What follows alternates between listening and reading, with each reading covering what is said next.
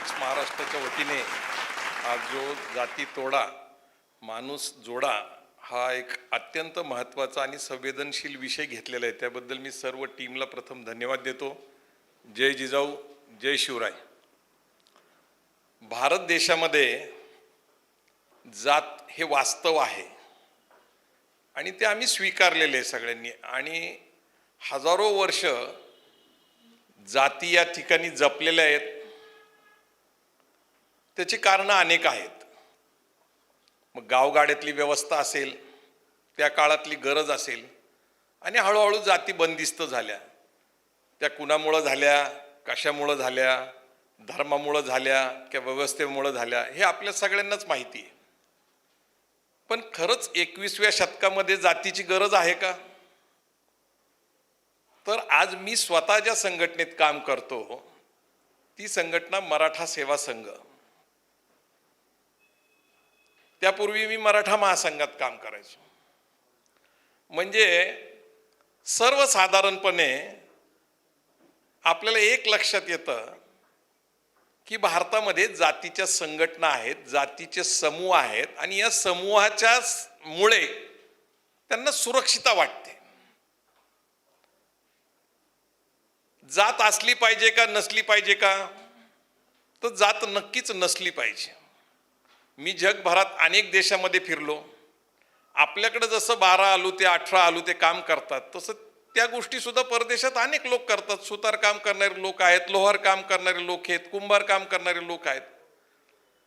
पण आपल्याच देशामध्ये जातीच्या आतमध्ये विवाह करणं, जातीची संस्कृती, जातीचे पेहरावे, जातीचे सण, जातीचे उत्सव आणि संघटित राहण्याची गरज खरं तर एकाच बाजूने आपल्याला आरोप करता येणार नाही.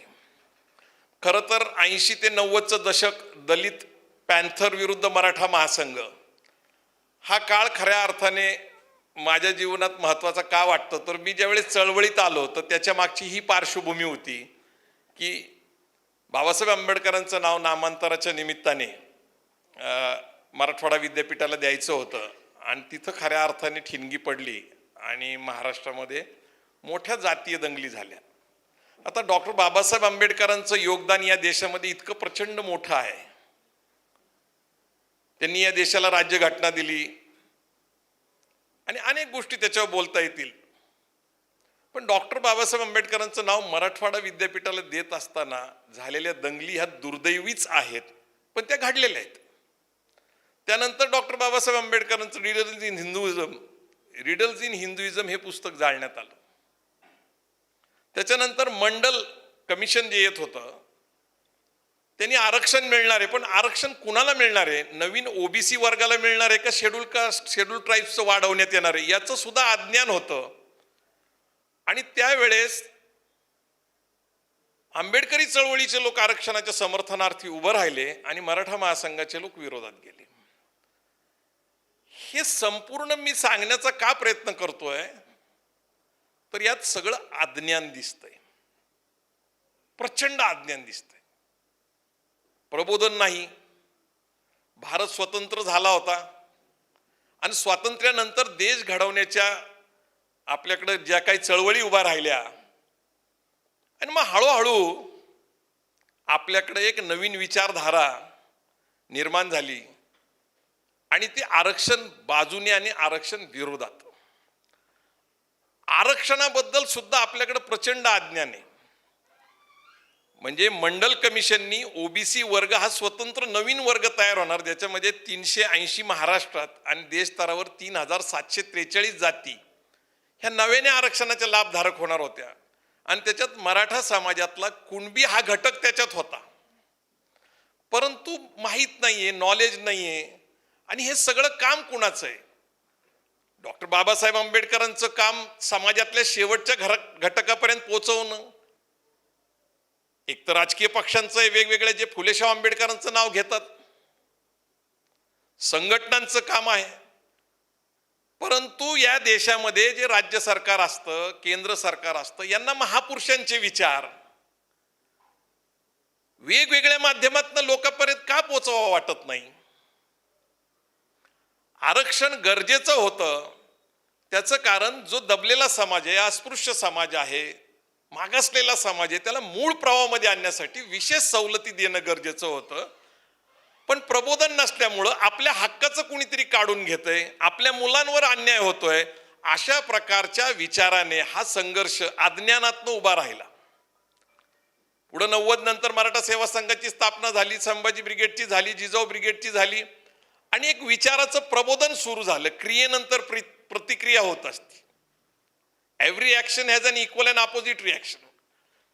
80च्या 90च्या दशकामध्ये घडलेल्या घटनेवर एक प्रबोधन सुरू झालं आणि नव्याने मराठा समाजाचे लोक फुलेशाह आंबेडकरांच्या विचाराकडे जावं लागले आणि त्याला परत शिवराय, शिवाजी महाराज हे महात्मा फुलेंचे गुरु होते, त्यांची प्रेरणा होती. कारण त्यांनी समाधी शोधली, जयंती सुरू केली, पवाडा लिहिला. शाहू महाराज वारसदार होते, बाबासाहेब आंबेडकर जय शिवाजी म्हणायचे, त्यांची प्रेरणा होती, ते रायगडावर गेले होते. अशा असंख्य गोष्टी सांगत सांगत आज मराठ्यांच्या घरामध्ये बाबासाहेब आंबेडकरांचा फोटो दिसतो, बुद्धाचा फोटो दिसतो. माझ्याकडे तुम्ही घरी आला तर आल्या आल्या एक सुंदर बुद्धाची 6 फुटाची मूर्ती आहे. हॉलमध्ये आला तर बालीहून आणलेलं एक सुंदर मोठं तैलचित्र आहे. तिबेटून आणलेली 200 वर्षाची मूर्ती आहे बुद्धाची, अवलोकेश नावाने, ते म्हणजे मोठा ते अनेक हात आणि अनेक चेहरे असलेला तो बुद्धाचा एक प्रसिद्ध मूर्ती आहे. माझ्याकडे हे व्हिएतनामवरनं आणलेलं बुद्धाची मूर्ती आहे. माझ्याकडं डॉक्टर आ साळुंकेंनी सर्व उत्तम भूमिपुत्र गौतम बुद्ध लिहिलेलं पुस्तक आहे. गंमत अशी आहे की लोक ज्यावेळेस माझ्या घरी येतात, मला भेटतात, गप्पा गोष्टी करतात, संपूर्ण घर पाहिल्यानंतर जाताना मात्र त्यांना दरवाजात एक प्रश्न विचारावा वाटतो, गायकवाड साहेब तुमची जात कुठली? कारण ते बुद्धामध्ये जात शोधतात. बुद्ध हे प्रतीक कशाचं झाले आता?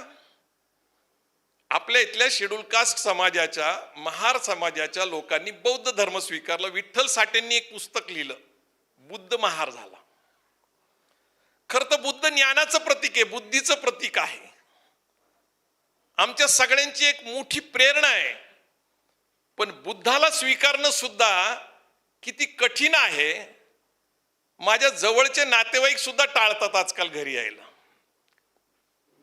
विचाराचं प्रबोधन किती आहे आणि विचाराची कृती करताना किती कठीण काळ येतो. ज्यांना प्रबोधन पाहिजे, ज्यांना परिवर्तन पाहिजे, त्यांना फक्त बोलकं पाहिजे, कृतीचं नको आहे.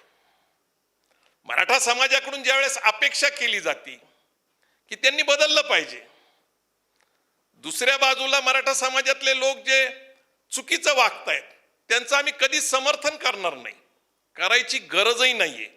पण एकीकडं डॉक्टर भारत पाटणकर सारखे लोक आहेत, डॉक्टर बाबा आढाव सारखे लोक आहेत, मामा देशमुखांसारखे लोक आहेत, डॉक्टर आ साळुंकेंसारखे लोक आहेत. पण यांना प्रेरणा मानून यांच्या विचाराने कृतिशील मराठा किती तयार झाला. चळवळीपुरते 1000-2000 लोक जमणे हॉलमध्ये म्हणजे समाज प्रबोधन नाही, लक्षात ठेवा. समाजाचं प्रबोधन करायचं असेल तर शेवटच्या घटकापर्यंत जायला पाहिजे. जयंतीच्या निमित्ताने गावात दंगली होतात, तिथं खून होतात, त्याच्यावर आपण चर्चा करतो. पण 200 लोकांनी 1-1 लाख रुपये एकत्र करून जयंती नावाचा पिक्चर काढला. त्या जयंती पिक्चर मध्ये त्यांनी प्रामाणिकपणे हा संघर्ष टाळता येऊ शकतो. त्यातनं शिवाजी महाराज, डॉक्टर बाबासाहेब आंबेडकरांचं नातं काय आहे, त्यांच्या कार्यकर्त्यांचं नातं काय आहे, अप्रतिमपणे दाखवण्याचा प्रयत्न केला. आजच्या काळामध्ये लोक पुस्तक वाचत नाहीत. अशा काळामध्ये चित्रपट, नाटक, सिरियलच्या माध्यमातून प्रबोधन सुरू आहे. शिवाजी अंडरग्राऊंड इन भीमनगर मोहल्ला चित्रपट आला होता, नाटक आलं होतं. पण कोण जाते? तेच चळवळीचे कार्यकर्ते, प्रबोधित कार्यकर्त्यांचंच प्रबोधन सुरू आहे. समाजातला 90% घटक हा प्रबोधनापासून दूर आहे.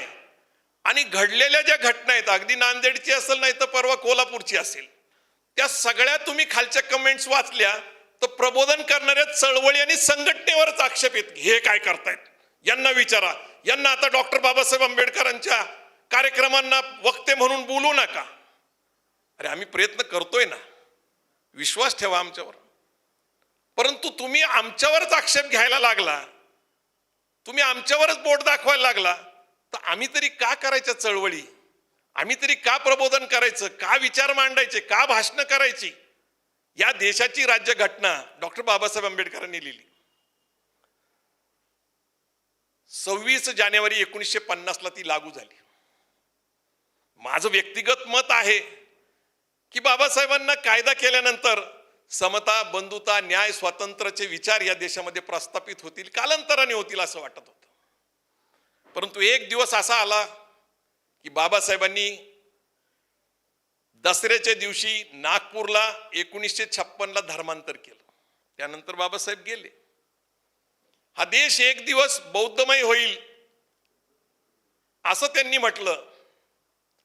बाबासाहेबांना वाटत होतं की या देशामध्ये राज्यघटनेच्या तत्वाप्रमाणे समता, बंधुता, न्याय, स्वातंत्र्य प्रस्थापित होईल. पण शेवटी ते या मताला आले की कायदा समतावादी आहे, पण समाजामध्ये विषमतावादी विचारसरणी आहे. आणि विषमतावादी विचारसरणीचा वैदिक हिंदू धर्म जोपर्यंत अस्तित्वात आहे तोपर्यंत खऱ्या अर्थाने आपल्याला विषमता मान्य करावं लागेल म्हणा, किंवा त्याच्याबरोबर जावं लागेल. आणि म्हणून समतावादी बौद्ध धर्म त्यांनी दिला. अलीकडच्या काळामध्ये अनेक ओबीसी चळवळींनी सुद्धा बौद्ध धर्म स्वीकारला. परंतु हे सगळं स्वीकारत असताना, हे सगळे विचार सांगत असताना जे लोक बदल स्वीकारतात त्यांच्या सुद्धा यातना कधीतरी समजून घेतल्या पाहिजेत. कुणालाही इजा झाली पाहिजे आम्हाला कधीच वाटत नाही, कुणाचा खून झाला पाहिजे आम्हाला कधीच वाटत नाही, पण ज्यांचं प्रबोधन झालं पाहिजे ते आमच्यापर्यंत यायला तयार नाही आणि आम्ही त्यांच्यापर्यंत पोहोचायला तयार नाही. आपण ज्या काळामध्ये बोलतोय त्या काळामध्ये हिंदू राष्ट्राची कल्पना मांडली जाते. हिंदू राष्ट्राची कल्पना मांडणाऱ्यांना त्यांना हिंदू राष्ट्र म्हणत असताना त्यांना माहिती का हिंदू धर्म काय आहे, त्यातली वर्ण व्यवस्था काय आहे, त्यातल्या 6000 जाती कशा आहेत. डॉक्टर बाबासाहेब आंबेडकर म्हणतात की ही बहुमजली इमारत आहे आणि एका मजल्याहून दुसऱ्या मजल्यावर जाण्यासाठी शिडी नाही, म्हणजे जात परिवर्तन करता येत नाही, जात बदलता येत नाही. महात्मा फुले आमचे आदर्श आहेत, त्यांनी जातीअंताच्या लढाईबद्दल बोलले. शाहू महाराजांनी जातीअंताच्या लढाईबद्दल बोलले, त्यांनी धनगर मराठा विवाह घडवून आणले आपल्या मुलीच्या निमित्ताने.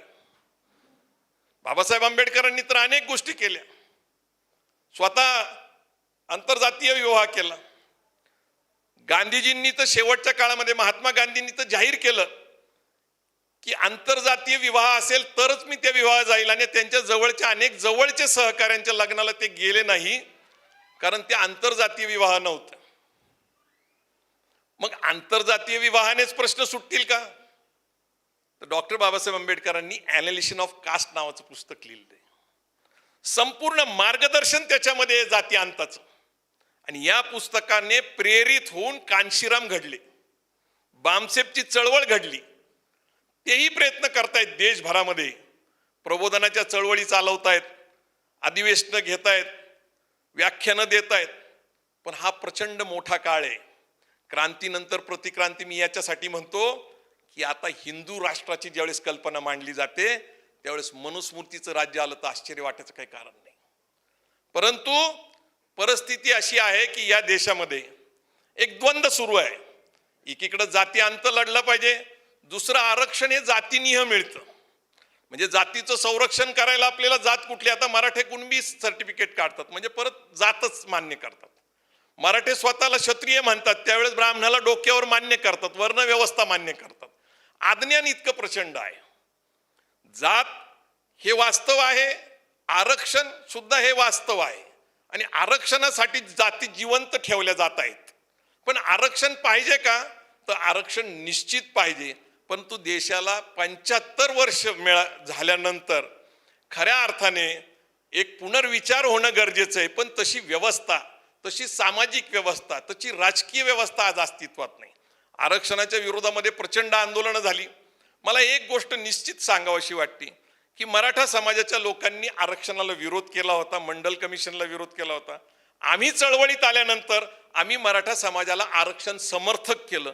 आरक्षण समर्थक होणं याचा अर्थ साधा नाही, कारण आरक्षणाचं समर्थन करणं याचा अर्थ फुले शाहू आंबेडकरांच्या विचारधारेचा स्वीकार करणं, अन्यथा आरक्षण स्वीकारलं जाऊ शकत नाही.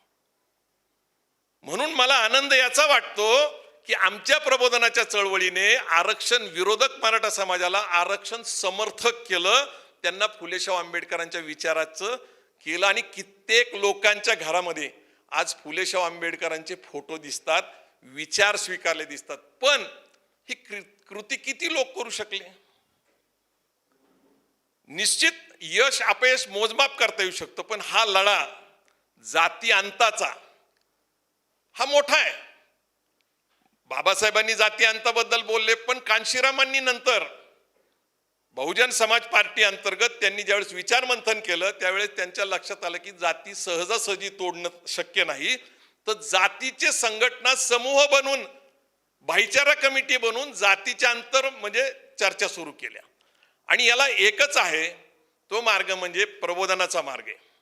मराठा समाजाला एकदम दोषी ठरूनही चालणार नाही, कारण मराठा समाजाला आपण आरोपीच्या पिंजऱ्यात सतत ठेवत राहिलो तर प्रश्न असा येतो की मग त्यांचं प्रबोधन करणं अवघड होऊन जातं. आपण त्यांच्याबद्दल सहानुभूतीपूर्वक विचार केला पाहिजे की ते असे का वागतात, त्यांच्या मानसिकतेत असं काय आहे. उच्च नीचता, अस्पृश्यता, द्वेष हा कुठून आलेला आहे? हा त्यांचा नाही. आम्ही सगळे लोक या देशातले मानसिक गुलाम आहे आणि ते वैदिक ब्राह्मणी धर्माचे गुलाम आहोत. तो वैदिक ब्राह्मणी धर्म त्यांच्या डोक्यातनं काढणं हे फार गरजेचं. आम्ही ज्या वेळेस पण बोलतो किंवा प्रबोधन करतो त्यावेळेस आम्हाला ब्राह्मण विरोधी ठरवलं जातं.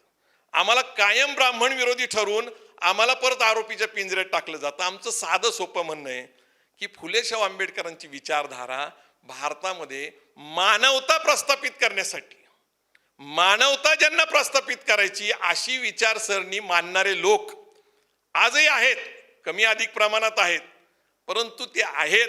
आणि म्हणून मराठा सेवा संघ, संभाजी ब्रिगेड, अगदी मराठा महासंघ, छावा संघटना यांच्याकडून मला अपेक्षा आहे की येणाऱ्या काळामध्ये शिवराय फुलेशाह आंबेडकरांची विचारधारा स्वीकारत असताना, या देशाची राज्यघटना तिची तत्व स्वीकारत असताना महात्मा फुलेंची समता, शाहू महाराजांचं बंधुत्व, बाबासाहेब आंबेडकरांचा न्याय आणि शिवाजी महाराजांचं स्वातंत्र्य ही विचारधारा ज्या दिवशी तुम्ही आत्मसात करताल त्या दिवशी जाती अंत झालाच पाहिजे. पण जाती ह्या विवाह संस्थेमध्ये खूप महत्वाच्या आहेत. लग्न जमवायचं म्हणलं मुला मुलींची की पहिली जात बघितली जाते आणि त्याच्यात बी गंमत आहे. 96, 92, तिरळे कुणबी, कुणबी म्हणजे मराठा समाजामध्ये पण खूप मोठे वेगवेगळे स्तर आहे. परत श्रीमंत, गरीब. तर ह्या सगळ्या गोष्टीला जर आपल्याला संपवायचं असेल तर सगळ्यात पहिल्यांदा ह्या ज्या जन्मपत्रिका आहेत ना, मुळात गंमत अशी आहे की त्या जन्मपत्रिकेमुळेच मी एक पुस्तक लिहिलं. जन्मपत्रिकेमुळे पुस्तक कसं लिहिलं तर आम्ही ज्या कार्यालयामध्ये काम करायचो तिथं एक वधूवर सूचक संध्याकाळी चालायचं. गंमत म्हणून सहज चालत असताना मुला मुलींच्या पत्रिका बघत असताना सगळ्या मुला मुलींच्या समोर वर्ण शूद्र लिहिलेला असायचा आणि गण राक्षस लिहिलेला असायचा. म्हणजे आमचे पूर्वज राक्षस. मला हे नेमकं कळायचंच नाही. अचानक एक दिवस अशोक राणांचं पुस्तक शिवाजी शूद्र नावाचं हातात पडलं. उत्सुकतेने वाचलं. पुढं डॉक्टर जयसिंगराव पवारांचं शाहू महाराजांनी वेदुक्त प्रकरण जे आहे त्याच्यामध्ये शाहू महाराजांना शूद्र ठरवलं ते वाचलं. त्याच्यानंतर तुकाराम महाराजांचं आ साळुंकेंचं विद्रोही तुकाराम मध्ये तुकाराम महाराजांना शूद्र ठरवलं, त्यांची गाथा बुडवली, त्यांचा जो काही आहे तो अन्याय केला त्यांच्यावर. मग शूद्र नावाचं मी पुस्तक लिहिलं, ब्राह्मणी धर्मानुसार मराठी शूद्र. विक्रमी विक्रीचं पुस्तक आहे पण मराठ्यांनी विकतच घेतलं नाही, कधी वाचलंच नाही. वाचणारे कोण आहेत? ते SC ST OBC वर्गातले प्रबोधित वर्गातले लोक आहेत. कित्येक लोकांना मी मराठी शूद्र नावाचं पुस्तक लिहिलं याचं ज्ञानच नाही. ती एक वैचारिक प्रबोधनासाठी लिहिलेली एक पुस्तिका होती, पण दुर्दैवाने ज्यांचं प्रबोधन करायचं ते वाचतच नाही. आणि जे ऑलरेडी प्रबोधित आहेत त्यांच्या घरी पुस्तकं आहेत आमची.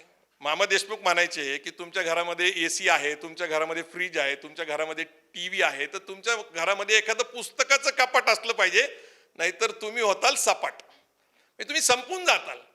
प्रबोधन खूप सुंदर आणि सोपं आहे. म्हणजे मामा देशमुखांचं कौतुक काय की त्यांनी छोट्या छोट्या पुस्तकातनं प्रबोधन केलं. पुढचा टप्पा जयसिंगराव पवारांनी इतिहासाच्या बाबतीत, अशोक राणा असतील किंवा डॉक्टर आ साळुंके असतील, त्यांनी त्यांचा पुढचा टप्पा धर्माची चिकित्सा केली, सणांची केली, उत्साहाची केली.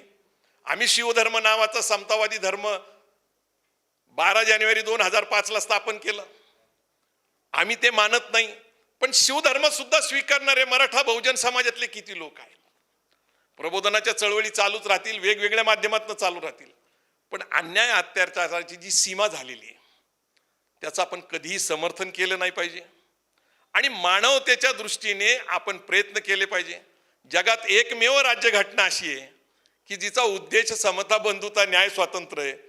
याच्यावर कधीतरी आपण विचार केला पाहिजे की मनुस्मृतीप्रमाणे विषमता होती म्हणून समतेची अपेक्षा आहे, आणि त्याच मनुस्मृतीचं हिंदू राष्ट्र निर्माण करण्यासाठी काही लोक निघालेले आहेत.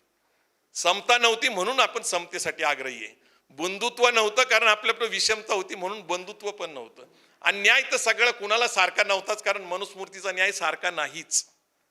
अशा स्थितीमध्ये आपण जे बहुजन समाजातले लोक आहेत, ज्यांचा कुठलाही दोष नाही ना, त्यांनी कुठले धार्मिक ग्रंथ लिहिले ना, त्यांनी मनुस्मृती लिहिली, परंतु त्या पद्धतीने जीवन जगण्याचं जे त्यांनी स्वीकारले, तर पहिल्यांदा त्यांचं प्रबोधन होणं गरजेचं आहे.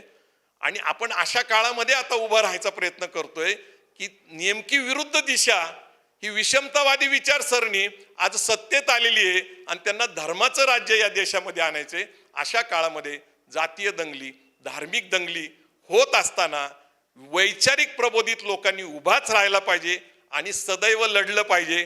जय जिजाऊ, जय शिवराय.